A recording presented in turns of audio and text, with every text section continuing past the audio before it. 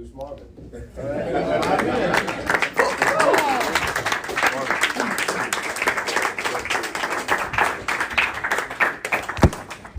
I'm a grateful recovering addict. My name is Marvin.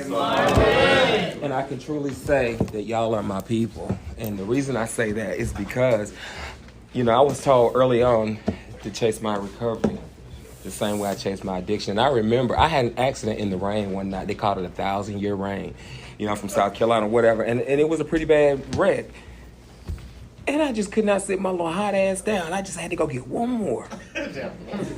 On the fourth trip, right? So a little bit of rain and a storm named Ian wasn't going to keep me from coming out tonight. And I'm glad y'all are here too. So tonight is the third step. I'm going to jump right in. And we're going to get started. Buckle your seatbelts. You're in for a treat, I hope. And if you're not, you can't go to another meeting because they all shut down.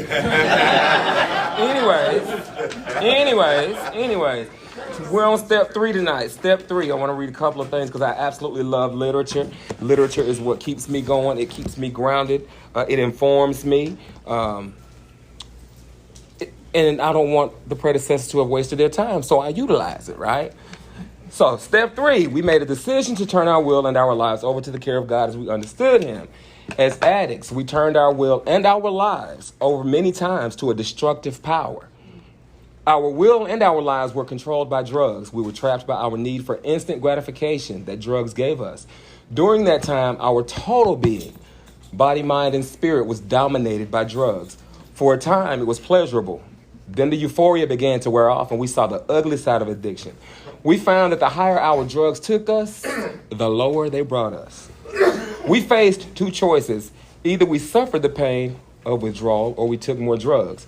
For all of us, the day came when there was no longer a choice. We had to use. Having given our will and lives to our addiction in utter desperation, we looked for another way. In Narcotics Anonymous, we decided to turn our will and our lives over to the care of God as we understand him. This is a giant step. We don't have to be religious. Anyone can take this step. All that is required is willingness. All that is essential is that we open the door to a power greater than ourselves. And it's interesting to me that, the third step does say that we made a decision to turn our will and our lives over to the care of God as we understood him. And I love how the third step points out, I can't just be willing to give over my will. I have to be able and willing to surrender my life. My will is what do I want to do? What has brought me to this point? What do I want to do? My life, God, what do you want me to do? What is my purpose? And the only way that for this addict to understand what that is, the underlying spiritual principle behind the third step is faith, right? Faith, finally allowing it to happen. Because see, I just told you when we were in active addiction, we gave our will and our lives over to a destructive power, right? So for me, if I'm in the grips of a continuing and progressive illness that is a destructive power, it is a power that's tearing my life apart. I have the faith to believe that a constructive power can now give me the restoration to sanity, that surrender that I practiced in the first step, the honesty, the acceptance. I am in this to win this. I didn't come this far just to come this far, and I did not get clean just to be clean. I utilize my faith, believing hope is the caterpillar, faith becomes the butterfly, right? I believe that the God of my understanding will do exactly what he said he would do, exactly how he said he would do it. Now, when I get my will out of the way, then beautiful things happen. God will do for you what you can't do for yourself.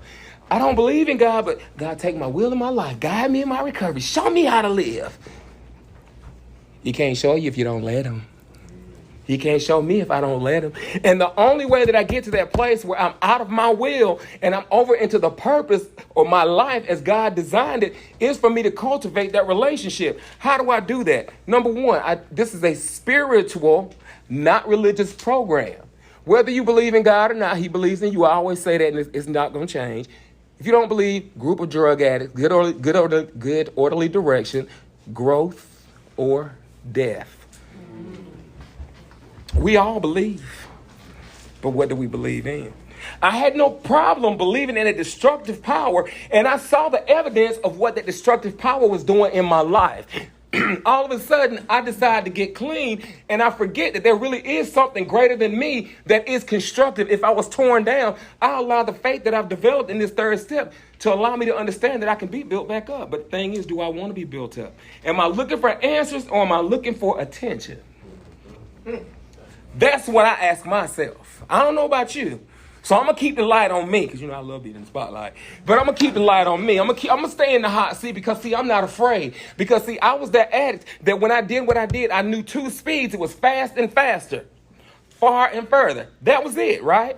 And so, far and further is technically not a speed. It's just a distance. But anyways, y'all get where I'm going with that. Yeah, the boy's smart. You know what I'm saying? I'm a little smart. And I was smart enough to stop using. That's as smart as I needed to be, right? But the faith of this third step, for me, for some people, it is difficult to believe that there's a power that could care about me so much after having spent so much time throwing my life away. Remember, when I'm in the grips of addiction, it uses my voice to speak to me. Even when I'm not in the grips, it still likes to use my voice to trick me, which is another reason why I need to cultivate the relationship that I have with the God of my understanding, because the same way that the disease speaks to me in my voice, the God of my understanding speaks to me in my voice too. But see, I can't know the will of God. This is not a religious program, but I'm going to say this. And if you got a problem with it, I am not apologizing. I'm just going to say it. For me, whatever you believe in, but for me, the will of God cannot be known apart from where the word of God is revealed, period. I cannot know the will of God apart from the word of God. So for me, what that looks like for me, I'm not talking about you, I'm talking about me. If I got an owner's manual to my car, I got to read that owner's manual to figure out how this car operates. So for me and the God of my understanding, I don't care what you believe, I'm just saying what I believe. I don't bring this into the rooms. This is where the open-mindedness comes from. I'm not afraid of what you believe, but I don't forget what I believe. But for me, I can't know the will of God for my life if I don't know his word. That's me. So I stay in that vein and I understand what goes on for me, right? And so now I understand how I can cultivate this faith and it becomes action. Faith, every spiritual principle that we practice is an action word. Every one of them. What do you mean? My faith is active. Even when you can't see it, my faith is active. Even when I can't see yours, your faith is active. Constantly, daily, in that making the conscious contact with God. I love wordplay. If I can make conscious contact with God, that means I can also make unconscious contact with God. And then I say, but you know what? I don't care if it's conscious or unconscious. If I've contacted God, that's a good thing. That's a good thing, right? Because all that does for me is it builds my faith. It stretches my faith. I don't even know how much faith I have until my faith it stands trial. If I believe in something, trust me when I tell you, something is going to come along to shake the foundation of what I believe to see if I believe. That's why I know that I'm well equipped to be in recovery.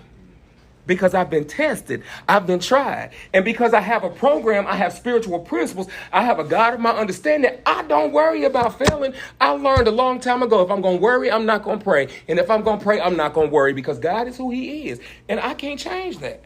The only thing I can do is practice acceptance in that first step and let him be him. All I got to do is get out of the way. I'm standing at the mountain praying for God to move the mountain. He says, he shows him, gives you a shovel. Well, while you working hard, you go right on ahead because I'm going to speak to the mountain move. Because that's what I was told I could do. Speak to the mountain, get out of the way. The mountain of addiction is in my way. I'm going to speak. I ain't spending all day tarrying in the floor. I grew up in the Black Baptist church. I ain't afraid to say it. I'm not fitting to be at no damn altar, wailing in the floor, hollering, screaming, jumping, and crying for 5 hours, waiting on Jesus to show up when he left 30 years ago. And I'm still sitting here like, what the hell? Are you done yet? The sweat of the quick weave out to the quick weave is slow. Spit all over the place till it's just slobbered up and down. And I ain't got time for all that. My faith says it don't take all that. My faith has me in a place where I don't worry. When I say I don't worry, I don't worry. Are there instances where I face challenges? Absolutely. And I've learned to do in those times what I've learned from day one. God, what you going to do about this? Because I'm just going to believe whatever you do is going to work for my advantage. That's what y'all taught me. Let God do for you what you can't do for yourself. Okay. And sometimes, one of my character defects, I can be a little lazy. You know what I'm saying? You telling me somebody else is going to carry this load for me? For real, though? Let me get the hell on out the way and let me sit down and see I've learned how to actively participate. Meaning, I stand still, but I'm actively standing still. The stillness means that's where my trust is. That's where my peace comes from. But what I need to do on my end, I have to initiate whatever action I need to take. I'm going to take that action. And when it gets beyond my realm of control, then I'm like, okay, God, here you go. I do what I have to do until I can't do anymore. But because I have a relationship with the God of my understanding, I know when to pause. I know when to stop. Because sometimes that's what we have to do, like toy soldiers. Well, toy soldiers don't, whatever. Real soldiers. Sometimes you have to know when to take a command. And sometimes you have to know go means go, stop means stop, lay means lay, hide means hide, quit means quit, shut the hell up means shut the hell up. I don't have all the answers. So I need to allow somebody else who has all the answers to present the information to me. Honesty, open-mindedness, and willingness. It's something else that I ask myself constantly now in my recovery. My knee is about to pop, y'all. I'm so sorry. I ask myself this: when is now a good time? When is now a good time? Now is a good time. I'm going to tell you what now stands for. No other way. No other way. Now is a good time to work the steps because there's no other way. Now is a time to jump in the third step and practice faith because there is no other way. Now is the time because there is no other way. Many of us sought help through medicine, religion, and psychiatry, but none of those methods was sufficient for us. Our disease always resurfaced or continued to progress until in desperation, and y'all get the rest, because there's no other way. If I want to get better, I got to do better. Because there's no other way, right? Now is a good time. Not then, not when, but now. We made a decision to turn our will over to the care of God as we understood him. We made a decision to press our way through a storm tonight because we knew that there was something that we needed to get that we lacked. We might have had a bad day, not which the day wasn't bad, it's just your attitude about the day. But we may have needed a jolt of energy, a jolt of something to keep us seated where we are, to keep us planted in a program that loves us, that has already told me that the message is that any addict can stop using drugs, even in a storm, lose the desire to use, and find a new way to live. That ain't nothing but faith right there. Hope is the caterpillar. Faith is the butterfly. So after you've been around here for a couple cups of coffee or a couple cups of fights or a couple cups of whatever you want to be around here for, something begins to happen without your permission. Recovery does not need your permission in order for it to work, but it does require your participation. Mine too. This didn't come easy. Well, let me back up. This didn't come. Okay, let me back up again. My recovery didn't just jump in my lap. That's where I was going with that. I had to do something. I had to make a choice. I had to admit something first. And after I admitted something, and this destructive power that I had been a part of for so long that took me lower than I wanted to go and kept me longer than I wanted to stay, I was so battered and bruised, I didn't know whether I was going up, coming down, going left, easy. I didn't know what was what. But I had lost the essence of who I was and who I am as a person. So here I am now. I come into this fellowship, and I'm a blank slate all over again because I was so demoralized. Who I was as a person, the disease of addiction has stripped all of that away from me. It had taken it all, right? And y'all looking at me like I don't know what I'm talking about right now. I'm just kidding. Y'all looking at me like I know a little something. That's because I got a good sponsor. If you know, you know. And if you don't, you don't. But I want to say a couple of things first. The surrender we experience in step one, that I'm going to jump in this book real quick. The surrender we experience in step one, coupled with the hope and belief we find in step two, make us ready and willing to continue on the path toward freedom in Narcotics Anonymous. In step three, we put our belief in a higher power into action. Remember, faith is an action word. We put our belief in a higher power into action, making a decision to turn our will and our lives over to the care of God, in the care of the God of our understanding. This decision is a decision that is making, which means it is progressive. It is something that I continually do. I don't stop. Making the decision is not an event for me. Making the decision is a process that I stay a part of. Remember, my making the decision, it does not require my permission in order for it to work, but it requires my participation. I have to be willing to make the decision on a daily basis, multiple times throughout the day. I don't stop because the disease of addiction never stops. I don't go looking for it, but I know I'm aware of it. I'm not responsible for the disease, but I am responsible for my recovery, and it's laying in wait trying to get me whenever, however, and wherever it can. My only responsibility is to practice spiritual principles in all of my affairs. Period, point blank, end of the story. But remember, I was a part of this destructive force system. Fucked me all the way up. And then I come in here and I act like I know a little bit of something when I come in here, a blank slate, right? Not knowing anything about the fellowship, supposed to be humbled, practicing humility, which is also a spiritual principle. But I don't want to listen. All the suggestions I'm given, I do opposite. Not understanding that love will do for me what I will allow love to do. But I can't help the one that doesn't want the help, which is why we allow you your process, and I was allowed my process. But I'm gonna say this right here, because this is the third step. This is page 31, and I'm getting hot in here. Damn. Anyway, most of us came to Narcotics Anonymous because we wanted to stop something. Using drugs. We probably didn't put much thought into what we were starting, a program of recovery, by coming to NA. But if we haven't taken a look at what we're getting out of this program, now might be a good time to pause and think about it. Good news, look at that. We're getting something out of this program. That was a promise right there. It's promised us freedom from active addiction. First, we should ask ourselves what we want out of recovery. Most of us answer this question by saying that we just want to be comfortable or happy or serene. We just want to like ourselves. But how can we like ourselves when we don't even know who we are? We don't know who we are because the drugs, the disease of addiction, that destructive power stripped our identity away from us. So now we have to come into a fellowship that gives us the opportunity to be humble enough to sit right where we are. Somebody loved me right where I was. Even when I couldn't love myself, even when I looked at myself in the mirror and could not say that I loved myself, I had to allow myself to sit in that seat and let somebody love me back to life until I got just enough hope that I could love myself, until I caught just enough of faith to begin to believe. I'm sorry if I spit on you, but anyway, till I got just enough faith. Told y'all I grew up in a Black Baptist church, but anyways, I ain't trying to preach. This is just how I roll. And if you got a problem with it, I don't care. But I came in here messed up, toe up from the flow up. I didn't know anything. It does not matter how much education I had when I came in here. It does not matter how much education I did not have when I came in here. Didn't matter whether I had a GED or I didn't have no kind of D. It didn't matter. Didn't even matter if I was sucking D. It didn't matter if I wasn't sucking D. None of that mattered.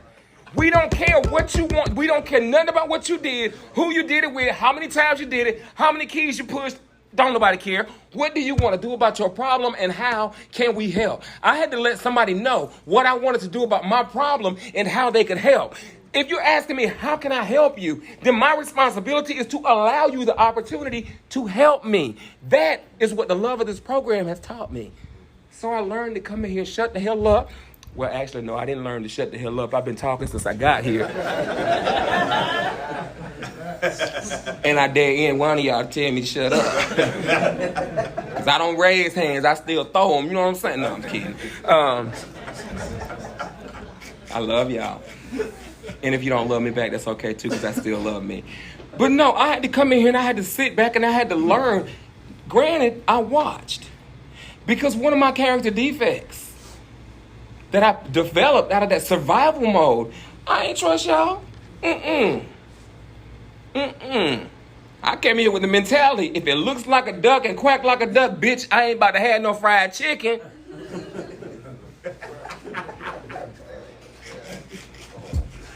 You better show me something. This is how I came up in this bitch. Y'all laughing. I'm sitting the same way I'm doing, like,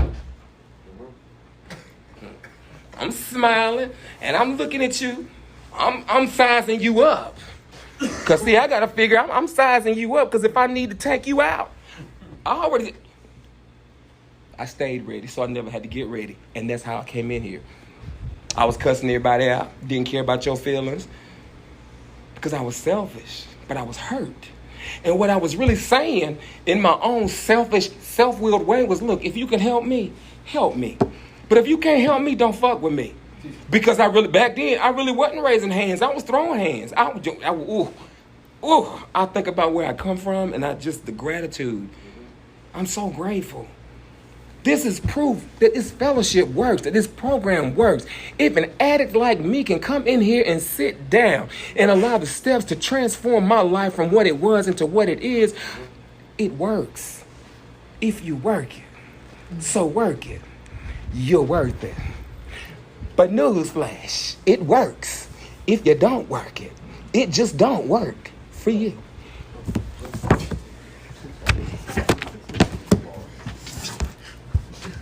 How you doing?